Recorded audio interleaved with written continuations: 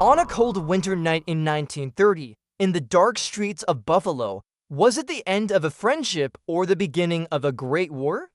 Marco Torrino realized that night how the bootlegging operations he ran with his closest friend Pasquale Natarelli had dragged them right into the heart of a deadly gang war. In one of the darkest pages of the Castellammarese War that stretched from New York to Buffalo, the story of two friends walking the thin line between loyalty and betrayal would turn into one of the most blood-chilling events of America's Prohibition era.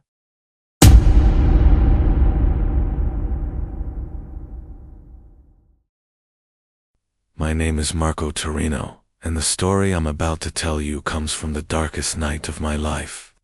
From that cold February of 1930, walking through Buffalo's frozen streets, I didn't yet know how the small bootlegging operation that Pasquale Natarelli and I had built together would drag us right into the heart of a great gang war. Back then, the Prohibition-era was in full swing in the United States. Alcohol had been banned, but people's need for liquor never ended. Pasquale and I served Buffalo's wealthy businessmen with quality whiskeys we smuggled across the Canadian border. These dangerous journeys we made on the frozen surface of Lake Erie, in the darkness of midnight, both earned us good money and gave us adrenaline. Pasquale was 3 years older than me, a Sicilian immigrant with black hair and brown eyes. His family had come to America 10 years earlier and opened a small grocery store in Buffalo's Little Italy neighborhood. But Pasquale's dreams were much bigger than his father's shop. He wanted to live the American dream, and the path to that dream in those days led through alcohol smuggling. I was the son of an Irish immigrant family born in Buffalo. My father was a worker in one of the city's famous steel factories, and my mother sang in the choir of the Methodist Church. But instead of spending my whole life in the factory, I was looking for ways to make quick money. My friendship with Pasquale had also formed around this common goal. At the beginning of 1930, strange news from New York began to reach our ears. A great gang conflict called the Castellammarese War had turned the city's 5 families against each other. The power struggle between Joe Masseria and Salvatore Maranzano was not limited to New York alone, but was spreading to other cities in the United States. Buffalo had also begun to feel the effects of this war. When tension among the Italian families in our city began to increase, I noticed changes in Pasquale's behavior. My friend, who was normally cheerful and talkative, had become quiet and constantly looked around. While walking on the streets, he seemed to feel as if someone was following him. That cold night in February, we had met to make our last shipment on the icy surface of Lake Erie. We were going to transport 10 cases of quality Scotch whiskey we had obtained from the Canadian side to our secret warehouse in Buffalo's Harbor District. Near midnight, in one of the city's most deserted corners, we were moving forward on an icy road, lit only by moonlight. Pasquale looked more tense than usual that night. He was shivering inside his thick coat, but I knew it wasn't from the cold. He kept looking back and flinched at every sound he heard. Even the sound of wind from the frozen surface of the Niagara River bothered him. When we arrived at the warehouse, we encountered an unexpected scene inside. 3 men were waiting for us, smoking in the darkness. 2 of them looked familiar. They were men we had seen in the city's Italian neighborhood. The third was a man in an expensive suit and hat who spoke with a New York accent. When we arrived at the warehouse, we encountered an unexpected scene inside. 3 men were waiting for us, smoking in the darkness. 2 of them looked familiar. They were men we had seen in the city's Italian neighborhood. The third was a man in an expensive suit and hat who spoke with a New York accent. The New York man said something to Pasquale in Italian. I couldn't understand what they were saying, but from the expression on Pasquale's face, I could tell the situation was not good at all. My friend's hands began to tremble, and his face turned white as a sheet. At that moment I realized that Pasquale was not only involved in our small bootlegging operation, he was involved in bigger, more dangerous business, and I was unaware of it. The shadow of the Castellammarese War had reached Buffalo's streets and had enveloped my closest friend as well. The men wanted Pasquale to hand over something. I didn't know what it was, but my friend was telling them he couldn't give it to them. The argument became increasingly heated, and I didn't even know what I was doing there anymore. On that cold winter night in Buffalo, on the icy wharf, by the shore of Lake Erie's dark waters, I realized at that moment that I was witnessing the final moments of my friend's life. The metallic glint that the New York man pulled from his pocket shone menacingly in the moonlight. There was an expression on that man's face that carried the harshness of New York streets. The cold smile forming at the corner of his lips didn't match Buffalo's innocent atmosphere at all. His expensive cashmere coat and polished shoes set him apart from our city's ordinary criminals. This man came from the big leagues, and Pasquale's small games were child's play to him. The irregularity I heard in Pasquale's breathing showed how deep his fear was. My friend had been crushed under the secret burden he had been carrying for months. Now I understood that our innocent bootlegging operation had become just a front. In reality, Pasquale was part of a much larger network, and this network was now strangling him. The New York man told Pasquale, in Italian, that he was giving him one last chance. The sweat drops on my friend's face were visible even in the sub-zero cold. His hands were shaking so much that he almost dropped an envelope he was trying to pull from his coat pocket. That envelope, as I later learned, contained the names of some police officers and judges in Buffalo. In the Castellammarese War, both sides were trying to bring local governments under their control, and Pasquale was playing a bigger role in this game than expected. One of the local men approached Pasquale. This man was Giuseppe Romano, the son of the pizzeria owner in Buffalo's Little Italy neighborhood.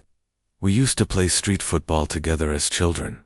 Now, he was threatening my closest friend with cold eyes. This was one of the most bitter aspects of the Castellammarese War. It turned neighbors, even childhood friends, into enemies. Giuseppe whispered something in Pasquale's ear.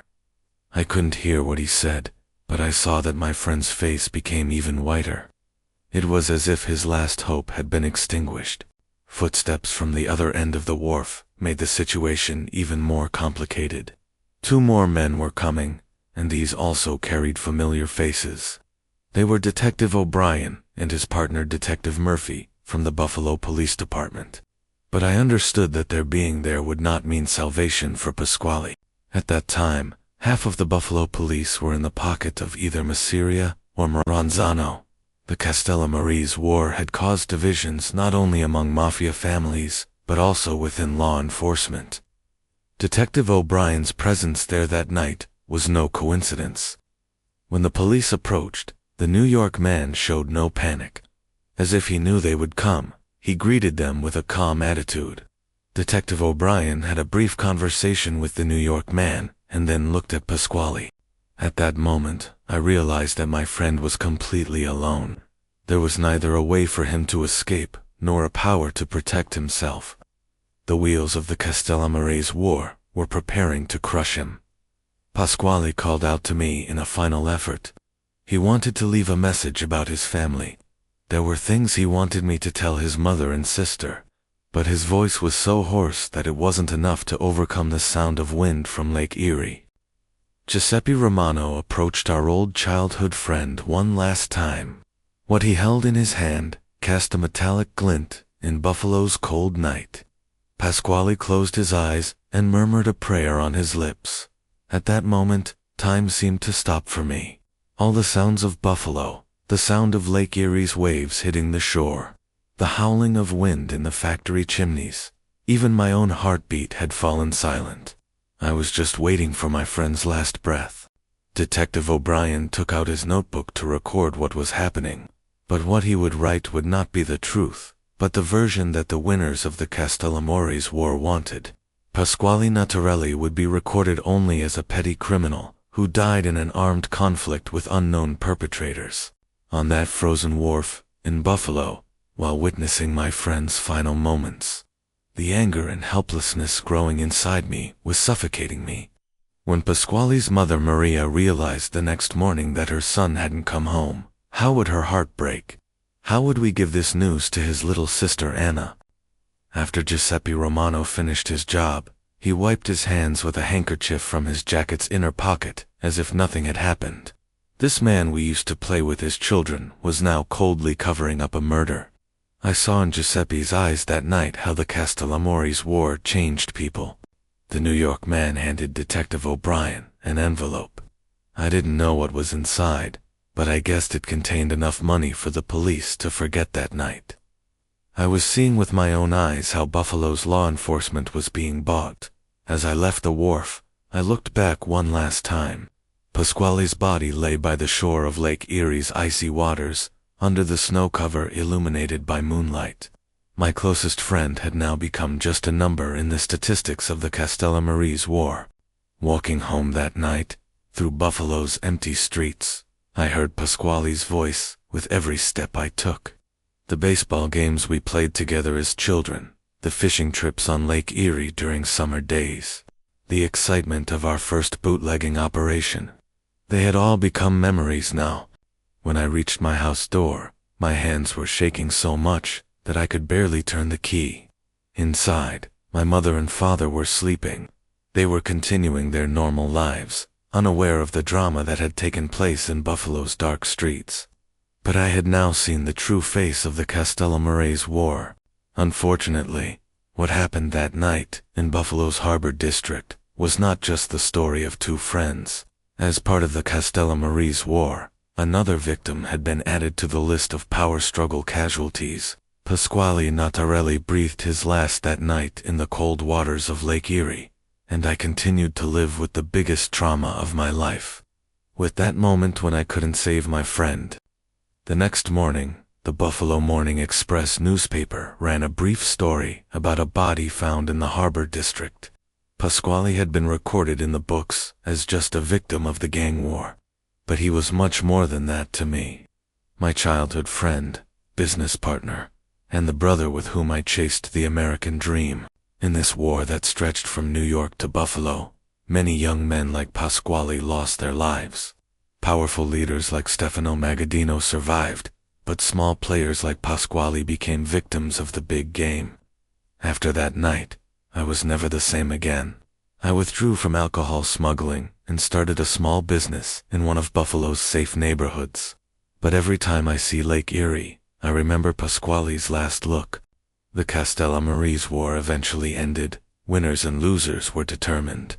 But for me, the real loss was the innocence that was buried with my closest friend on that cold February night. Marco Torrino's narrative reveals that the Castellammarese War was not just a power struggle among major mafia leaders, but also destroyed the lives of countless innocent people. This period, when small players like Pasquale Natarelli became victims of the Great War, constitutes one of the darkest pages in America's Prohibition history. This gang war stretching from Buffalo to New York reveals a tragic story where friendship, loyalty, and the struggle for survival are intertwined. Perhaps the greatest loss is the trauma and regret carried by survivors like Marco,